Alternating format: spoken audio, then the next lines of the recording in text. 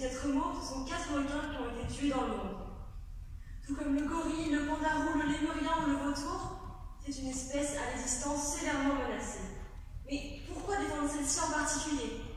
Tout simplement car son extinction serait une des plus dramatiques du règne animal, dont les conséquences sont sous-estimées et méconnues du grand public.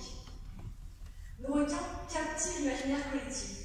À la fois craints et vénérés, ils ont très souvent une image négative, celle d'un mangeur d'hommes, d'un prédateur cruel, assoiffé de sang.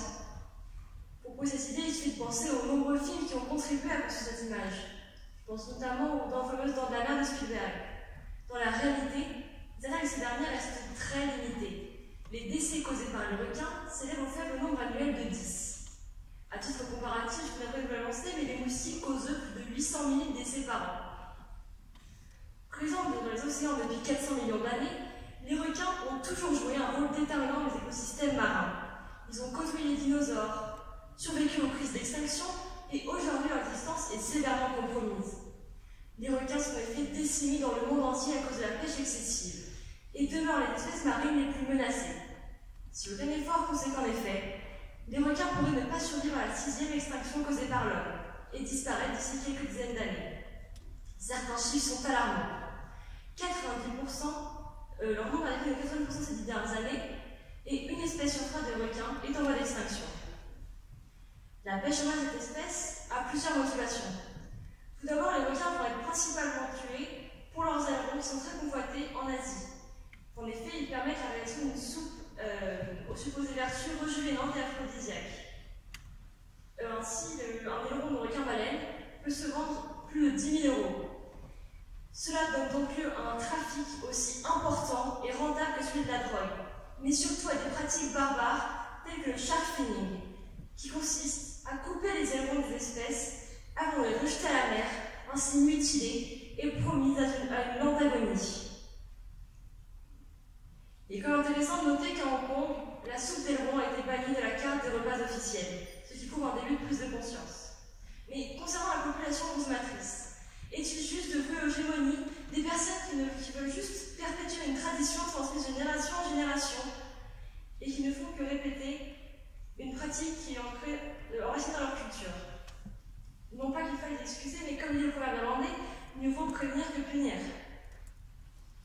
Non seulement assassinés pour leurs ailerons, les requins le sont encore plus pour leur cartilage, l'huile de leur foie et leur peau. Car oui, comme pour le cochon, il faut croire que tout est bon dans le requin. S'il est évident que leur peau est utilisée en maroquinerie, pourquoi donc de leur foie et leur cartilage? Le cartilage va être utilisé dans les compléments alimentaires et l'huile de leur foie contient du squalène, qui, prenant le nom de squalène une fois dérivé, va être utilisé dans le domaine cosmétique. Cet aspect d'exploitation des requins a été mis en lumière par une association en particulier, l'ONG française Bloom, créée en 2004. Parmi ses activités principales, elle compte l'analyse de produits cosmétiques contenant du squalène en laboratoire, afin de déterminer si oui ou non le squalène est d'origine végétale ou animale, de requin donc.